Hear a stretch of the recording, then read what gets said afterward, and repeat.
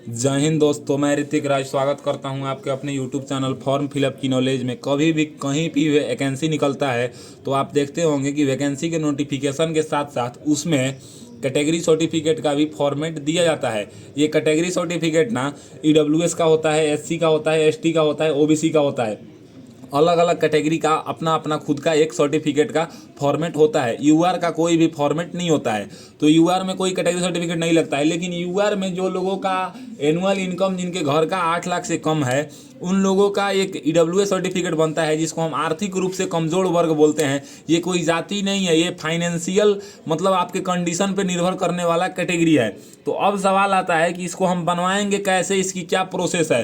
तो देखिए, इसकी बनवाने के अलग अलग स्टेट में अलग अलग प्रोसेस हैं। तो हम आपको प्रोसेस बता देते हैं, यही प्रोसेस सब स्टेट में फॉलो किए जाते हैं और आप बनवा लेंगे। थोड़ा बहुत आपको अंतर देखने को मिल जाएगा, ज़्यादा का अंतर नहीं होगा। यही फॉर्मेट है, ये देखिए, यही आप अभी देख रहे हैं स्क्रीन पे, ये फॉर्मेट है। इस फॉर्मेट को आपको डाउनलोड कर लेना है और डाउनलोड करने के बाद आपको प्रिंट करा लेना है। और कहाँ कहाँ पे मिस्टेक नहीं करना है, ये बात मैं आपको बता देता हूँ। देखिए, अगर हम मिस्टेक की बात करें तो ये अगर सादा फॉर्मेट के बाद अगर आप देखिएगा तो ये एक बनाया हुआ फॉर्मेट है, यानी कि ये सर्टिफिकेट इशू कर दिया गया है तहसीलदार के द्वारा, यानी कि अंचलाधिकारी के द्वारा। अगर इस फॉर्मेट को अगर आप देखिएगा तो यहाँ पे सबसे ऊपर में आपको, आप जिस गवर्नमेंट से बनवा रहे हैं, यानी कि government of Bihar, government of Uttar Pradesh, government of Madhya Pradesh, government of Maharashtra, government of Tamil Nadu, उस स्टेट का नाम आप यहाँ पे लिखेंगे। उसके बाद यहाँ पे जो सर्टिफिकेट नंबर है, ये जब सर्टिफिकेट बन जाएगा ना, उसके बाद यहाँ पे नंबर लिखाता है। डेट भी आप वहीं पे जब बनवाने जाएंगे तो वहीं पे जो कर्मचारी होंगे वो डेट लिखेंगे। अब वैलिड ऑफ द ईयर, तो क्या है ना कि आप जिस अभी फाइनेंशियल ईयर में अभी चल रहे हैं, यानी कि अगर 2023 चल रहा है तो यानी कि ये वित्तीय वर्ष 2023-24 अभी चल रहा है। अगर 24 चलेगा तो 24-25 के लिए चलेगा, तो यहाँ पे वो वित्तीय वर्ष लिखाएगा। उसके बाद आपको यहाँ पे अपना नाम लिखना है।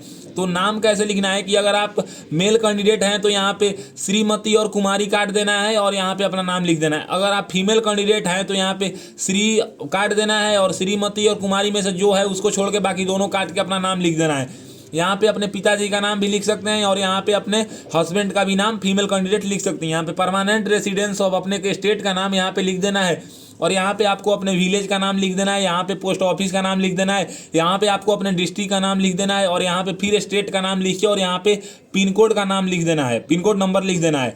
उसके बाद अगर आप यहाँ पे देखिएगा तो देखिए, ये जो सर्टिफिकेट है ना, अगर आप फाइनेंशियल ईयर 23-24 के लिए सर्टिफिकेट बनवा रहे हैं तो इसका मतलब ये हुआ ना कि आपका जो फाइनेंशियल ईयर यानी कि जो निर्भर का जो मतलब सालाना एनुअल आय है वो 19-20 में 8 लाख से कम होना चाहिए।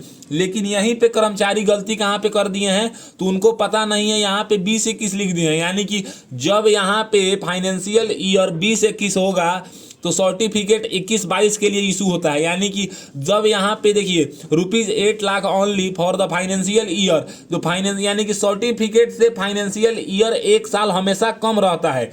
यानी कि जब यहाँ पे 21-22 होगा तो यहाँ पे 22-23 होगा, अगर यहाँ पे 22-23 होगा तो यहाँ पे 23-24 होगा। यानी कि दोनों सेम कभी नहीं होगा। जो सर्टिफिकेट जिस फाइनेंशियल ईयर के लिए इशू होगा ना, वैलिड ऑफ द ईयर, उससे 1 साल हमेशा कम होता है फाइनेंशियल ईयर, यानी कि आपकी जो सालाना आय है वो हमेशा 1 साल कम होता है। अब देखिए, ये हम कैसे बताते हैं, तो ये ऑफलाइन द्वारा बनता है और यहाँ पे आपको एक पासपोर्ट साइज फोटो चिपकाना है। उससे पहले 2 नंबर में यहाँ पे आपको अपना नाम लिख के और यहाँ पे आपको अपने कैटेगरी का नाम लिखना है और यहाँ पे क्या करना है ना कि आपको एक यहाँ पे साइन कराना है अपने अंचलाधिकारी से या अपने तहसीलदार से, आपके मतलब ब्लॉक में प्रखंड में जो भी होगा उसी से यहाँ पे साइन मोहर कराना है। अब देखिए यहाँ पे होता क्या है, अब मैं आपको समझाता हूँ। यहाँ पे देखिए, ये बिहार का सर्टिफिकेट है, बिहार में ऑनलाइन तरीके से बनता है। आप यहाँ पे देखिएगा तो प्रमाण पत्र संख्या है और यहाँ पे देखिए अंचला अधिकारी से निर्गत प्रमाण पत्र है, दिनांक भी लिखा हुआ है, वित्तीय वर्ष यहाँ पे 2020-21 के लिए ये मान्य है।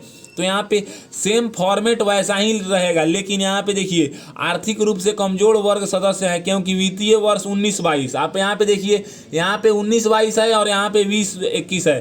यानी कि ये सर्टिफिकेट 20-21 के लिए वैलिड है, लेकिन यहाँ पे 19-20 है। लेकिन अगर ऑफलाइन में देखिएगा तो यहाँ पे ये गलत हो गया, ये सर्टिफिकेट गलत हो गया। आप दोनों में ध्यान से देखिए कि दोनों में कितना का अंतर है। यहाँ पे अगर 20-21 है तो यहाँ पे 19-20 होगा, और यहाँ पे भी 20-21 है लेकिन यहाँ पे भी 20-21 है, ये सर्टिफिकेट गलत हो गया। तो ऐसे आप सर्टिफिकेट अगर बनवाएंगे तो ये गलत हो जाएगा। तो इसी तरह आपको देखिए, आपको ऐसे जो ब्लाइंड सर्टिफिकेट का फॉर्मेट दिया जाता है, इसको आप डाउनलोड कर लेंगे और यहाँ पे अपने गवर्नमेंट ऑफ स्टेट का नाम लिख देंगे, सर्टिफिकेट नंबर आपके कर्मचारी के द्वारा लिखा जाएगा, वैलिड फॉर द ईयर, तो यानी कि अभी चल रहा है वैलिड फॉर द ईयर 23-24, तो यहाँ पे 23-24 लिखेंगे, यहाँ पे अपना नाम लिखेंगे, यहाँ पे आपको अपने पिताजी का नाम लिखना है, यहाँ पे आपको अपने स्टेट का नाम लिखना है, यहाँ पे आपको अपने विलेज का नाम लिखना है, यहाँ पे पोस्ट ऑफिस का नाम लिखना है, यहाँ पे डिस्ट्रिक्ट का नाम लिखना है, यहाँ पे स्टेट का नाम लिखना है, यहाँ पे पिन कोड लिखना है, और यहाँ पे फाइनेंशियल ईयर 23-24 के लिए सर्टिफिकेट बन रहा है तो यहाँ पे लिखाएगा 22-23, और यहाँ पे नाम लिखना है, और यहाँ पे आपको अपना कैटेगरी लिखना है। जैसे बिहार राज्य में उन्हीं लोगों का ईडब्ल्यूएस सर्टिफिकेट बनता है जो ब्राह्मण, राजपूत, भुइहार, कायस, सैयद, शेख, पठान, खत्री, सिंधी इस जाति से अगर बिलोंग करते हैं तो इनका ईडब्ल्यूएस सर्टिफिकेट बनेगा। और यहाँ पे एक पासपोर्ट साइज फोटो चिपका के और आपको सेल्फ अटेस्टेड करना है, यानी कि क्रॉस सिग्नेचर करना होता है, और यहाँ पे signature with seal of the office, यानी कि जहाँ से आप बनवा रहे हैं वहाँ का यहाँ पे आपको सिग्नेचर चाहिए और उनका नेम चाहिए और डिस्टिनेशन, यानी कि उनका पद चाहिए कि उसकी वो किस पद पे ड्यूटी कर रहे हैं। अब बात करते हैं कि बिहार में 2 तरीके से सर्टिफिकेट बनते हैं। ये तो बात हो गया कि और सब स्टेट, लेकिन बिहार में ऑनलाइन भी सर्टिफिकेट बनता है। तो ऑनलाइन सर्टिफिकेट जो है ना, ये कैसे बनता है, तो देखिए, अगर आप देखिएगा तो फॉर्मेट सब कुछ सेम है, सेम फॉर्मेट है, लेकिन सर्टिफिकेट जो है वो ऑनलाइन तरीके से बनता है। इसको ऑनलाइन कैसे बनाना है ये मेरे चैनल पे, यानी कि फॉर्म फिलअप की नॉलेज यूट्यूब चैनल ही है मेरा, इस पे उपलब्ध है, आप जाके देख सकते हैं। लेकिन एक बात आप लोग को ध्यान रहे कि ईडब्ल्यूएस सर्टिफिकेट जो है ना, वो हमेशा और हमेशा 1 अप्रैल से लेकर 31 मार्च तक ही वैलिड होता है। आपको हर साल ईडब्ल्यूएस का नया नया सर्टिफिकेट बनवाना पड़ेगा।